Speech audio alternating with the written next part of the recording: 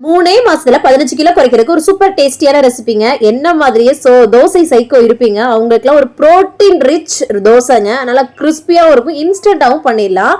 வாங்க, அதுக்கு வந்து பாசிப்பருப்பு எடுத்திருக்கேன். நல்லா வாஷ் பண்ணிட்டு அதை வந்து சுடுதண்ணி ஊற்றி 2 வரமிளகா காரத்துக்கு ஏற்ப சேர்த்து அதை வந்து ஒரு 1/2 மணி நேரம் ஊற வச்சாலே போதும். இந்த அளவுக்கு ஊறி இருக்கும். அவ்வளோதான். அதை ஒரு மிக்ஸி ஜாரில் எடுத்து நம்ம சேர்த்துட்டு அது கூட இஞ்சி துண்டு சின்னதா, அது கூட ஜீரகம் வந்து சேர்த்துட்டு நிறைய கொத்தமல்லி தழை சேர்த்து அப்படியே நம்ம வந்து பேஸ்டா அரைச்சு எடுத்துக்க போறோங்க. அவ்வளவுதான்.